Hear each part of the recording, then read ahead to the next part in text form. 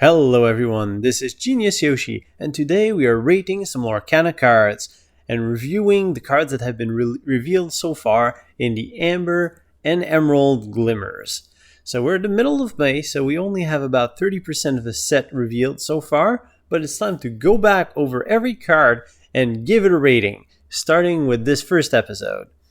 First off, let's go quickly over the rating scale. I'm going to be using a 5-star rating scale without using half points, where the bottom star is, I really shouldn't be playing this, it's just a bad card. 2 stars are bad cards most of the time, but they might see some opportunities in the future, or I might just have to play those. 3 stars, I feel a bit of shame playing that card, I wish there was a better option, but if it's what I have to play, I'm going to play it, either if it fits the curve or the theme of the deck, but it's not a card that I generally want to include in most decks. A 4-star rating is a solid card to play. It's going to be the core of my decks, those filler cards that are just basically good with everything, and a 5-star rating is reserved for cards that I actively want to play. When I'm looking at the set, I'm looking for 5-star rated cards and seeing this is going to be the base of my deck. These are the strong cards that I really want. So it's time to start reviewing some cards. The first card we're going to review is Healing Glow. This is a 1-costed action that allows you to remove up to 2 damage from a chosen character.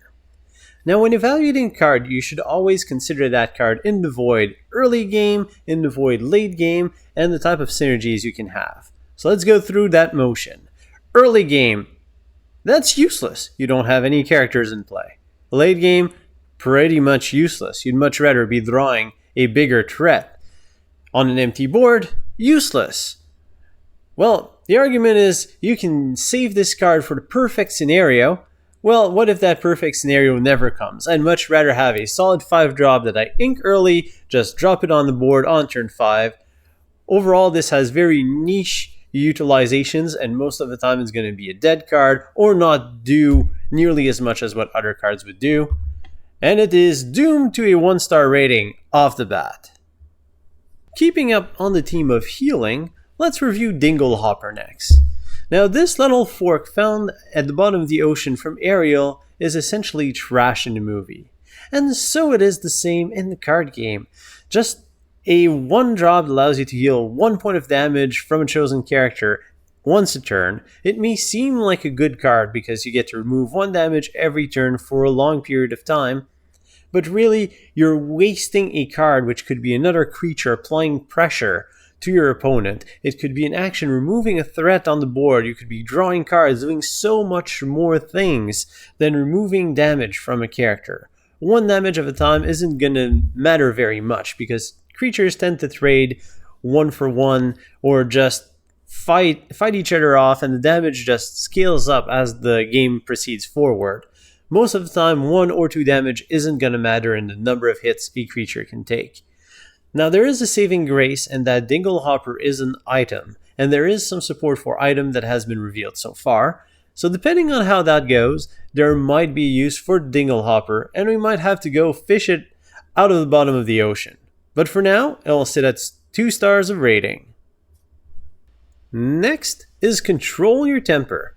And with the cards we've reviewed so far up to this point, I might have to control my temper with the heat rising up with this pile of bad cards. And Control Your Temper is just as bad. As a 1-drop, it allows you to choose a character and give it -2 power this turn. Does nothing on an empty board, not what you want late game. I like the other cards. This one just doesn't do anything unless your opponent has creatures that are exerted, and you have creatures that can fight them, and you need the stats to line up for this card to be good. It's just so situational that there's no value in playing it. And that's not to mention that Maximus just has the same ability on a 3/3 body for 3, and just simply does a better job in the same color in the same set. I do not see any reason to play this card, which means it will join the ranks with the other as a 1-star.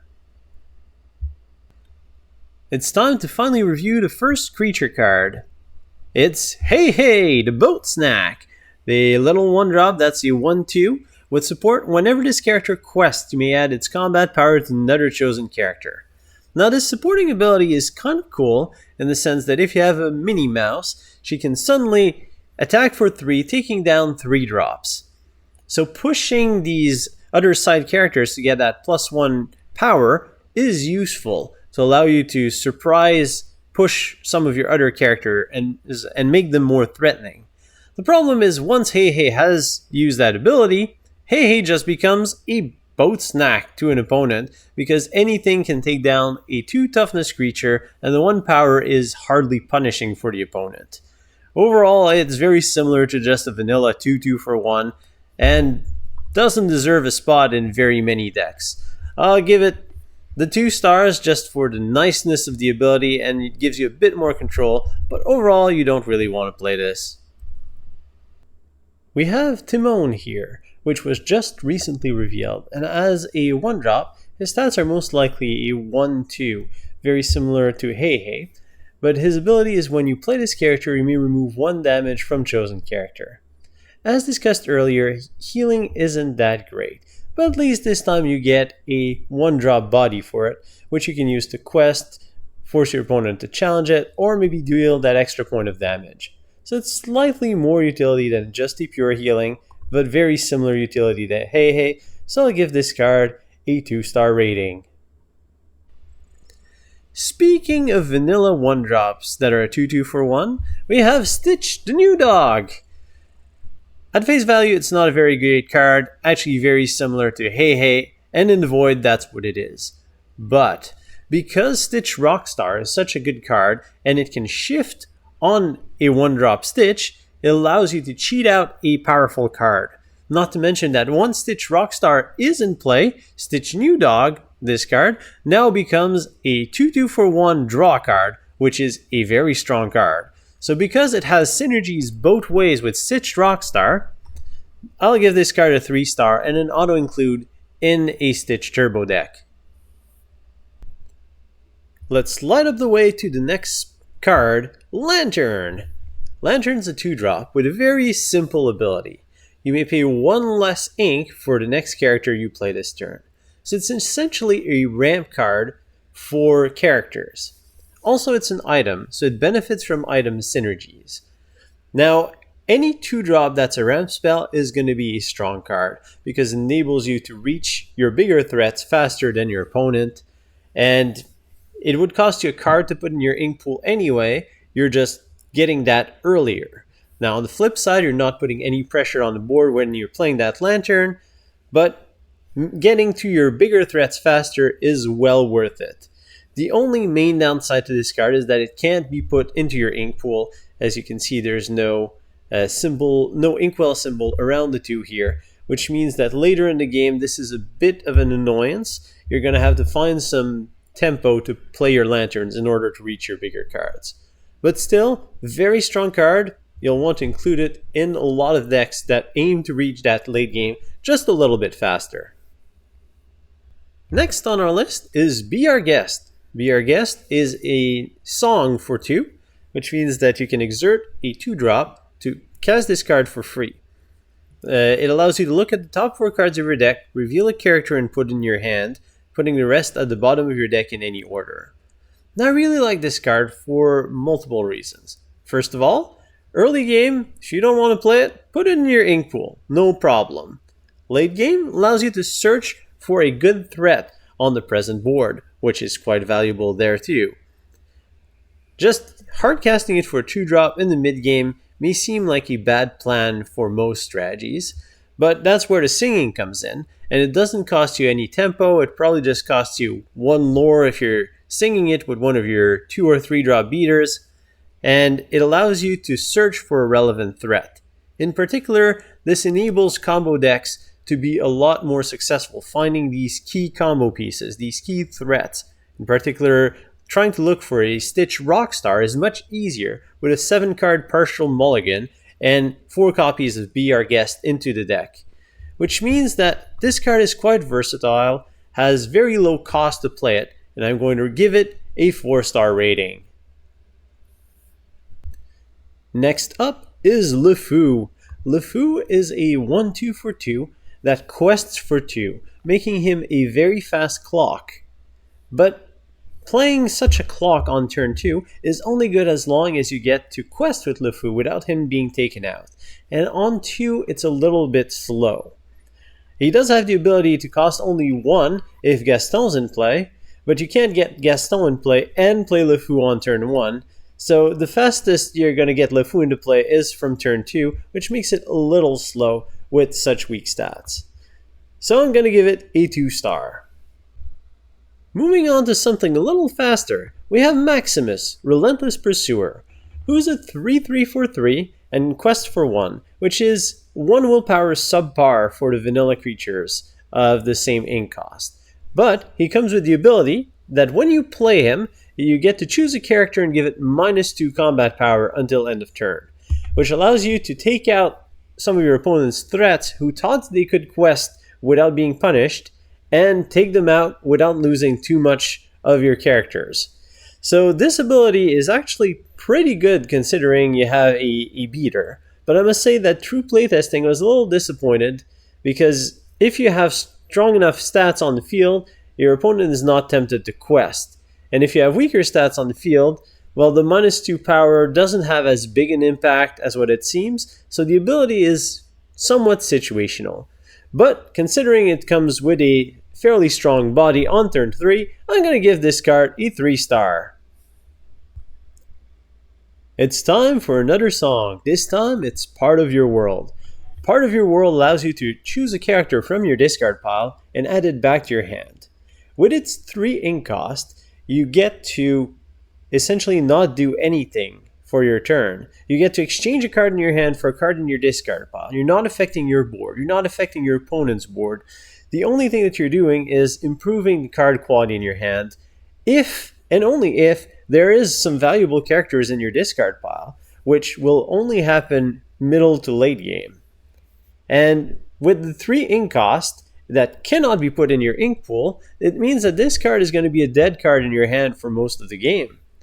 Now, the ability to sing it is a bit of a saving grace because it allows you to bypass the cost, but you're still likely to be stuck with Part of Your World as part of your hand for a good chunk of the game, as you'd rather have another card that you can play, giving you more variety of options for your turn.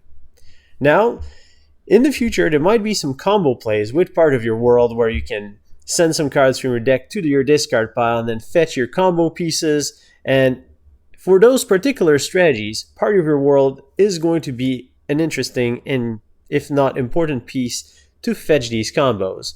But for now, I'm going to give it a 2-star, as a 1-star fairly useless with some combo potential. We now have to rank the face of Disney, Mickey Mouse, the 3/3 for 3 that quests for 2. In terms of 3-drops, you have 2 options for vanilla characters.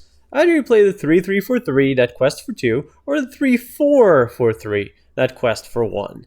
You want to play the higher questers if you're trying to win the game with a more aggressive questing strategy, and you want to play the 3/4 if you're playing a more passive, you're trying to control the board and get to bigger characters type of strategy. In either case, you'll want to play better cards. So I'm going to give this card a 2-star. It's just a vanilla creature, and that's what you get. And now we reach Just in Time, the 3-drop that allows you to play a character costing up to 5 for free. Now it says up to 5, but you really want to be casting a 5-drop for free, because you're wasting 2 cards to get that 5-drop in play. But what you get in exchange is something very powerful.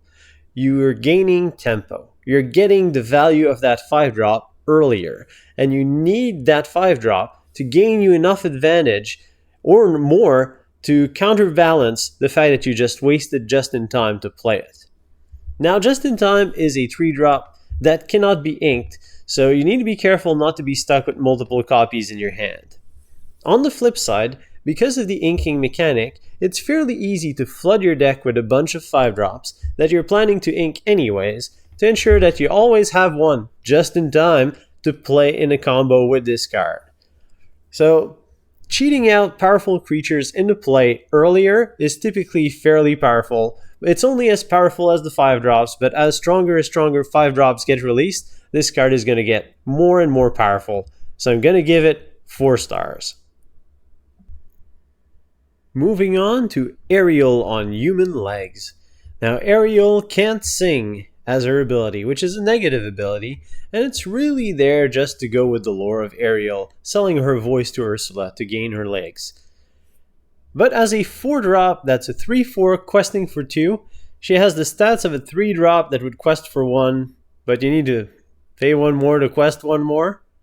Not really worth it in my opinion.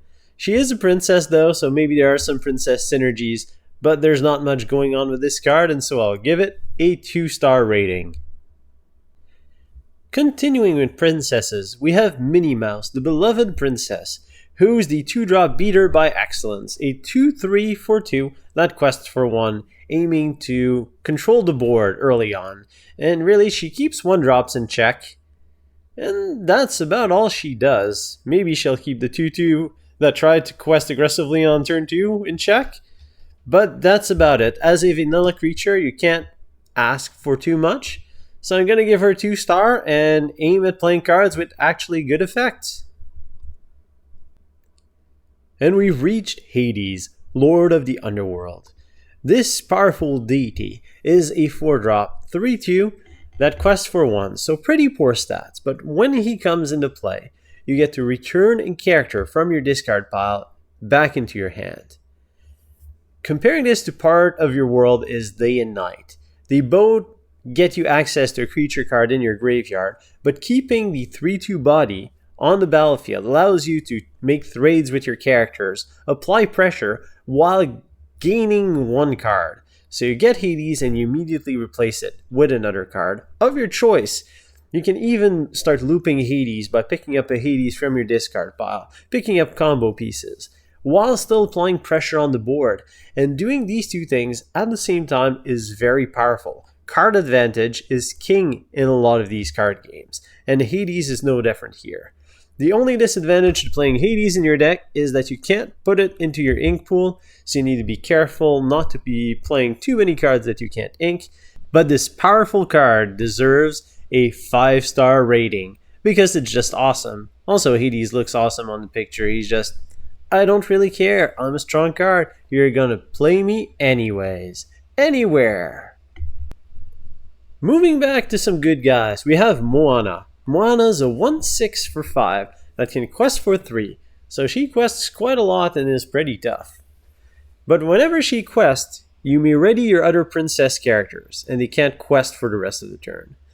But the fact that they can't quest is, well, it's quite a downside, and it would be really overpowered if you could. Double questing with princesses would be absolutely broken. But now you can fight with them, or you can keep them in a ready state. And protecting your weak little princesses who quest for 2 is still a fairly powerful effect. Or allowing a beater like Mulan to trigger a second time is also very powerful. Not to mention that Moana herself, with the 6 willpower and the 3 lore, is actually a pretty decent card. The only downside is that she only has 1 strength, which makes her a bit of a target whenever she quests, and she risks being taken out without taking out an equivalent amount of characters on the opponent's side of the battlefield, but she is still a powerful card that should be included and the core of a princess deck. I'll give her a 4-star rating.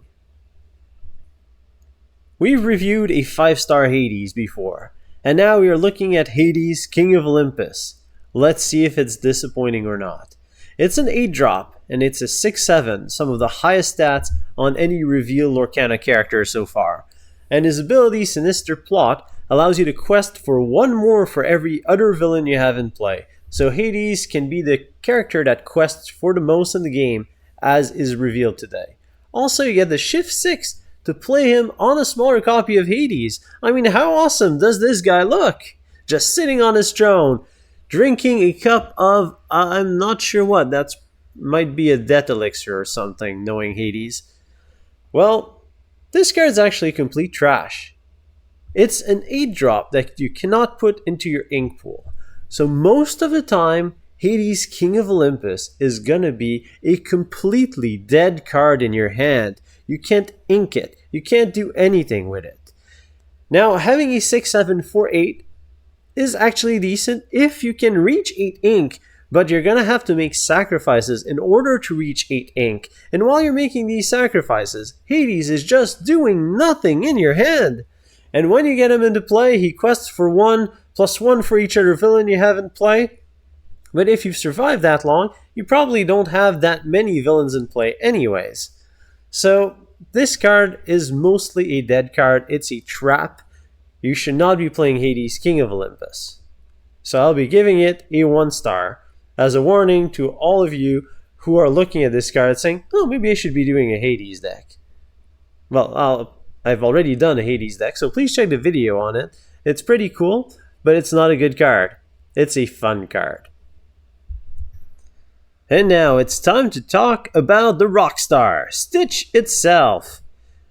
Stitch is a 6-drop, 3/5, quests for 3, solid stats for a 6-drop. You can put him in your ink pool so you can play him with no shame in your deck, and just put it in your ink early on, and late game, fair stats. So let's see what kind of effect he has. His effect is, whenever you play a character with cost 2 or less, you may exert it to draw a card. Wait, did I read this right? Whenever you play a character with 2 or less, you may draw a card, and you simply have to exert it. This is extremely powerful. Stitch Rockstar is a solid card by itself, but it's also built around. A Stitch Rockstar with a bunch of 1-drops and 2-drops in your deck is going to be a very heavy draw engine. You get to play 1-drop, 1-drop, 2-drop, 2-drop, and you've just played 3 cards in 1 turn for free because they keep on replacing themselves. And if that wasn't strong enough, Stitch can shift 4, so you can play Big Stitch on top of Baby Stitch. And as long as you keep Stitch Rockstar unexerted, your opponent must play removal actions in order to take it out, and with its 5 willpower, he's actually pretty hard to take out. And on turn 4, if you get to shift him, he's essentially unremovable unless your opponent went first and ramped.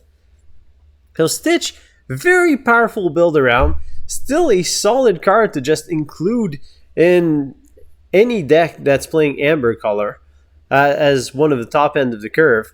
And if you want to see just how degenerate Stitch is, I have a video on Stitch Turbo, which really shows the true power of this card, and I've seen other content creators do similar videos, where Stitch just floods the board with weaker creatures, and your opponent can't stop it. It doesn't matter if you keep on playing higher, stronger creatures. If I have a ton of stuff that keeps on replacing itself, you will eventually win.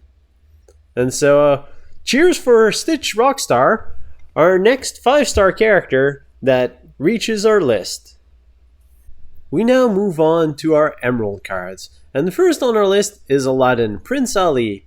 Prince Ali is a 2/2 for 2, which I expect is going to quest 1 since he has an ability, although it hasn't been confirmed yet.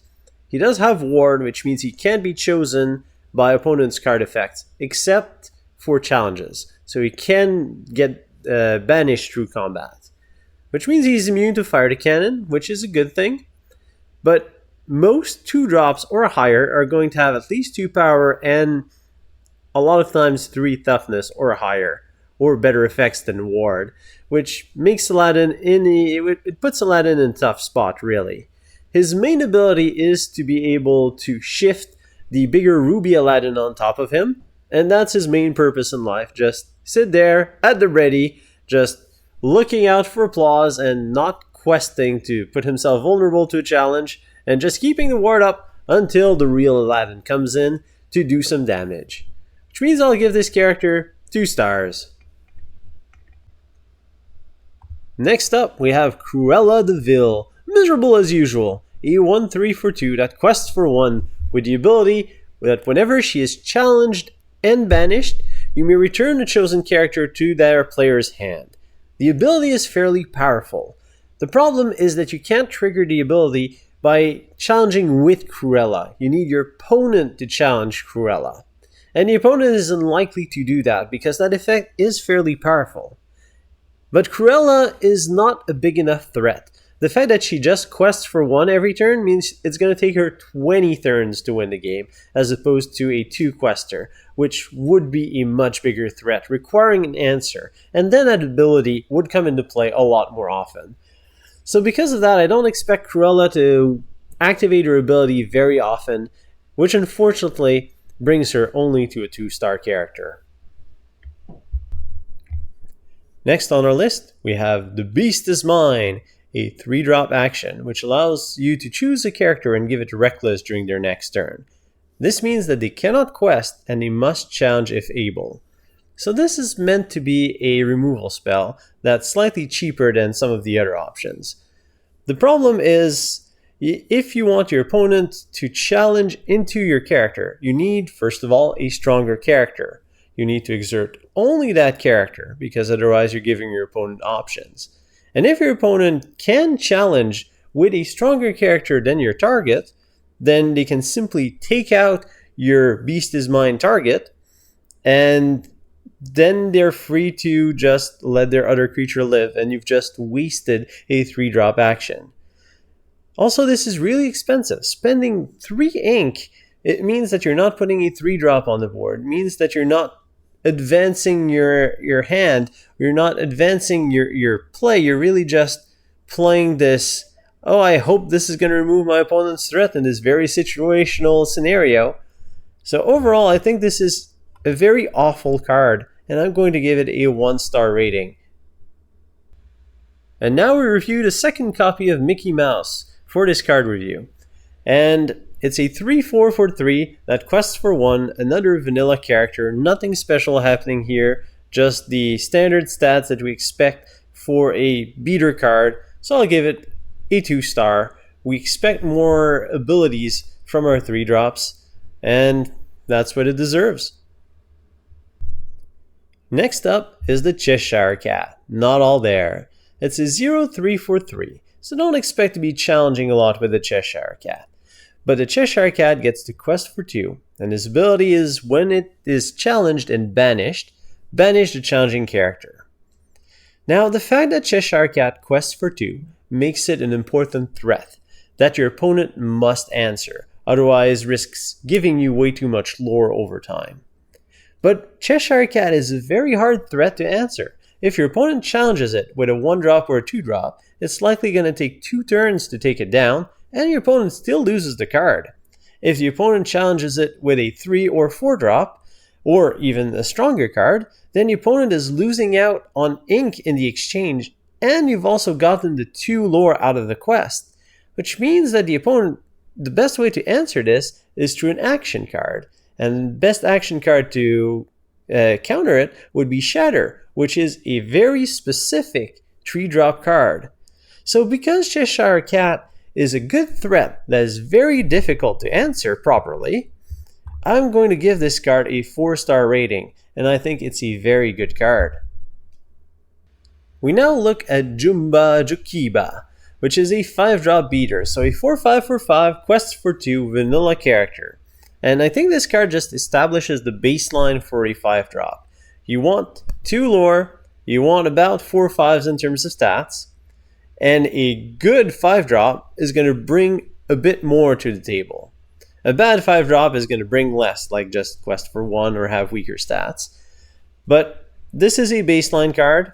It's nothing flashy, and I'm going to give it 2 stars, just like the Mickeys at 3 drops are the baseline cards for this ink cost.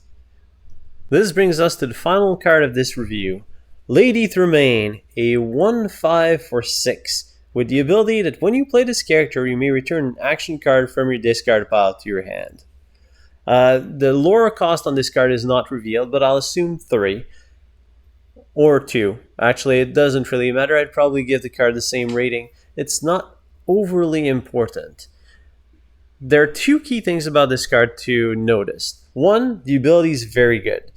When you play Lady Tremaine, you get a card back, and you keep a fairly sturdy body on the battlefield. Getting an action card back is kind of a bonus, since action cards are quite powerful in general, or at least the ones that you'll be playing in your decks. What I don't like about Lady Tremaine is the fact that you can't ink her. And a 6-drop that you can't ink better bring a whole lot to the table, because it's going to be a dead card for a large part of the game.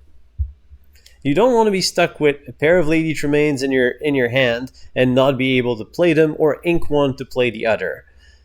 So because of that, I'm kind of torn, and I'm going to give it the torn rating of 3 stars. Very good ability, but you don't want too many of them, and it needs to be in the right shell in order to make sure that you don't stumble on too many Lady Tremaines.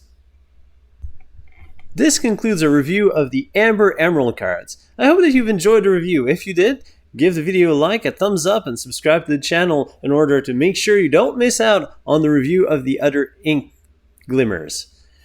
Also, please write a comment telling me what card you disagree with my review, because everyone disagrees with review cards sometimes.